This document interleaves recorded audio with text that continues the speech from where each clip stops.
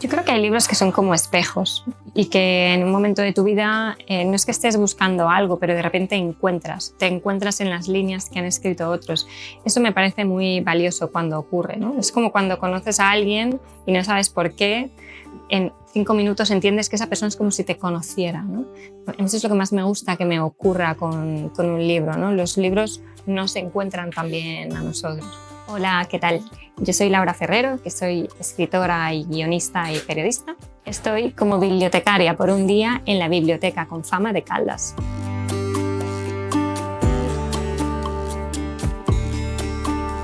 Y en realidad el primer acercamiento tampoco te creas que fue muy bueno, porque yo recuerdo que en el colegio, cuando era niña, había como unas campañas del fomento de la lectura que te hacían como ponerte una pegatina en la bata del colegio que era en plan, a mí me encanta leer. Y a mí en ese momento no me encantaba leer, porque nos hacían leer como versiones para niños o libros de niños que a mí recuerdo que no me gustaban.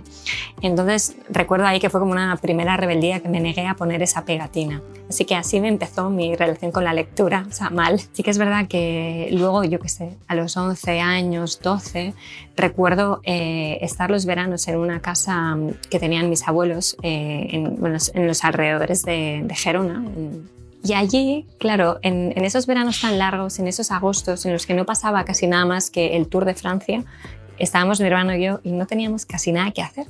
Entonces, uno de esos días recuerdo que cogí prestado de una de las estanterías de mi abuelo un libro que contenía como la recopilación de un autor al que le habían dado el Nobel, ¿no? Entonces era como todas las novelas que había escrito Perles Bach, que yo no sabía ni quién era, y de repente aquella fue la primera vez que empecé a leer como por placer y descubrí que, claro, Perles Bach casi todas sus novelas las ubica en China. Entonces yo, que no había salido de España, que no conocía mundo, nada, de repente descubrí que sin moverme del sofá me podía ir hasta China. Entonces aquel fue mi verdadero inicio en el mundo de la lectura. En mi casa nadie lee, entonces lo que había era como esta especie de enciclopedia que en cada uno de los tomos se recopilaban pues las obras, yo que sé, de Hermann Hesse, pues de Perles Bach, creo que había de Bashevis Singer. No sé, los fui cogiendo todos y los fui leyendo en un momento que también te digo, no creo que me enterara de mucho porque no eran momentos con 11 años de leer esos libros.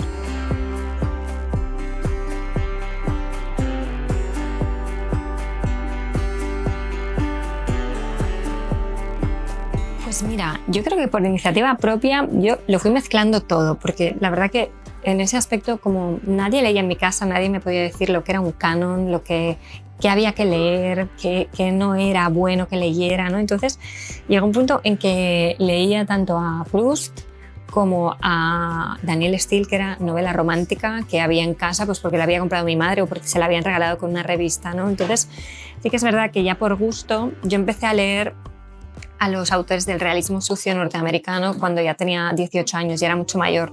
Pero ese tipo de lecturas como Raymond Carver, Lorrie Moore después, realmente fueron ya como posteriores.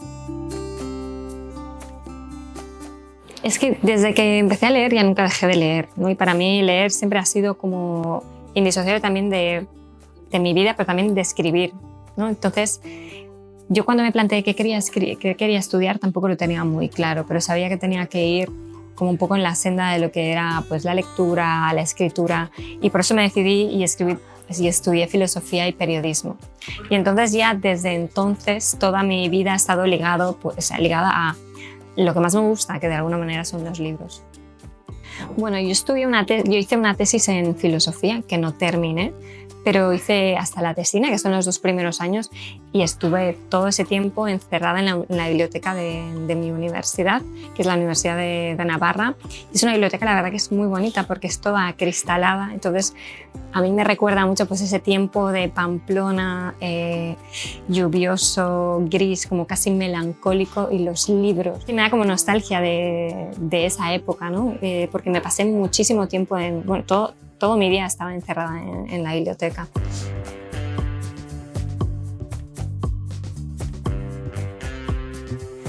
Yo no soy muy de tener una biblioteca personal clara o ni ordenada ni demasiado extensa. Igual hay 10 libros que necesito tener cerca, pero todos los demás, una vez los leo, yo los subrayo y es como que interiorizo lo que quiero guardar de ellos y ya me da igual si no los tengo. Sabes que no soy muy fetichista de tener, claro que tengo libros en casa, pero no soy la típica persona como que necesita.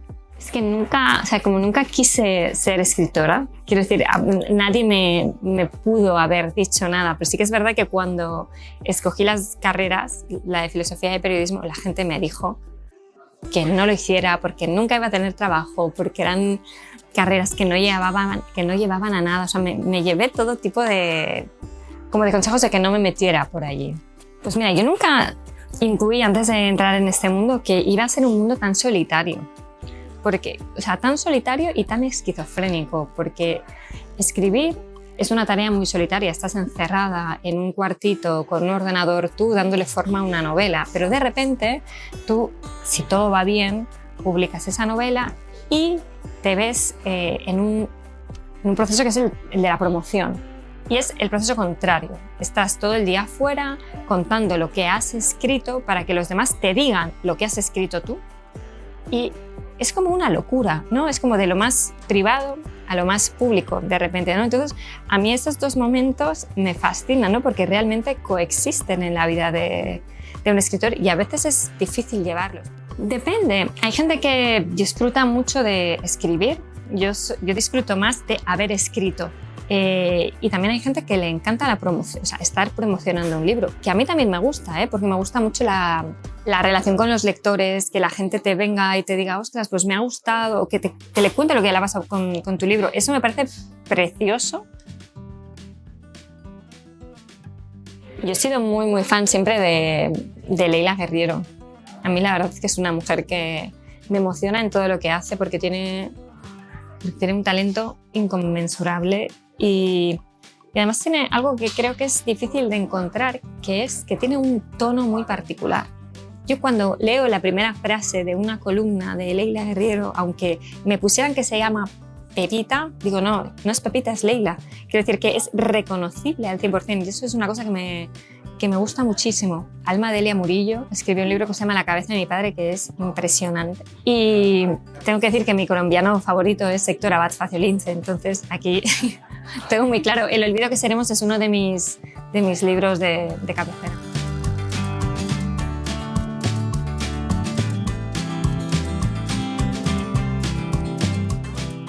Lo primero sería como encontrar lecturas para cada una de las edades.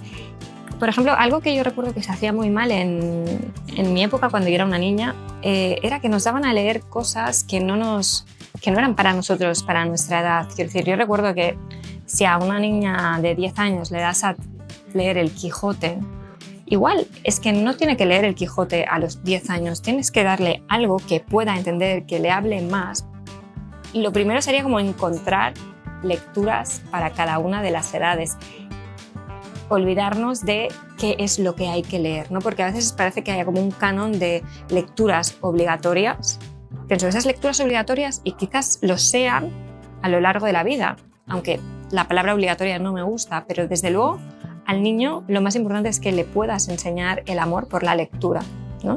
Entonces creo que al final pasa por una curaduría de lecturas adecuadas. Tendría que saber cuál es el público objetivo de esa biblioteca, ¿sabes? Lo primero sería saber, ¿son más adolescentes? ¿Vienen jubilados? No, es que dependería muchísimo la colección o los títulos escogidos dependiendo de la gente que la usa.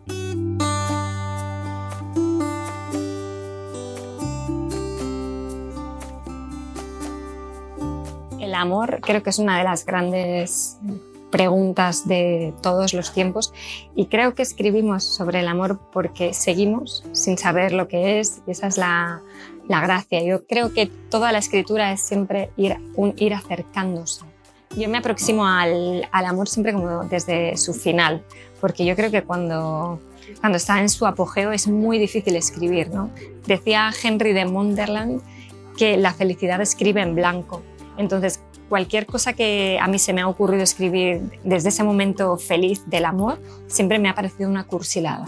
Entonces no lo he logrado. Entonces por eso yo creo que siempre me he dedicado más a hablar como del final del amor. Pero te digo, sigo teniendo la misma poca idea que cuando empecé a escribir.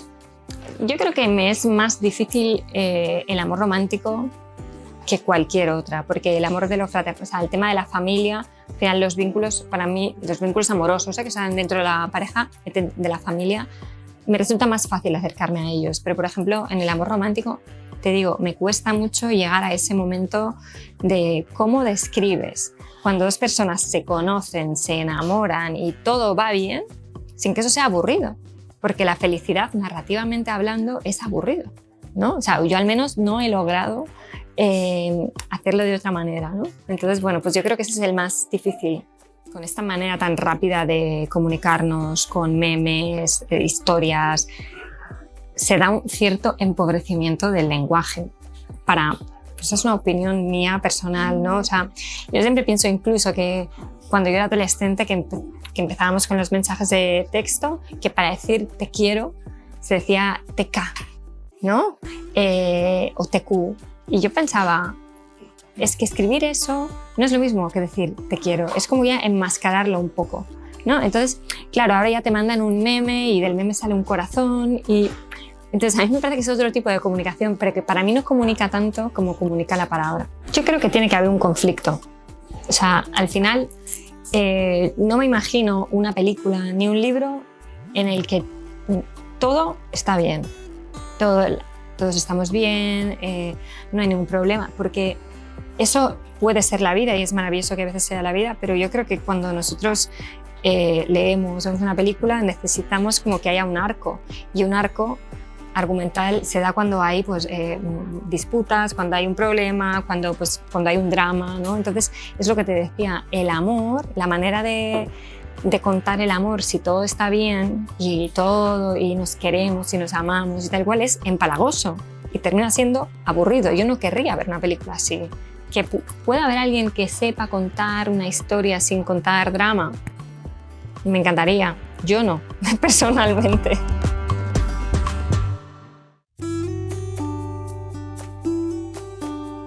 Pues mira, hay un libro que justo estaba antes viéndolo aquí en la biblioteca que se llama Oscuridad Total, de Renata Adler, que a mí me cambió la manera de entender las relaciones. Es un libro, o sea, que es oscuro, es difícil, pero hay algunos pasajes que me resultaron muy luminosos para entender la clase de relación en la que yo estaba en ese momento, ¿no? Entonces, lo que decíamos antes, los libros muchas veces son espejos.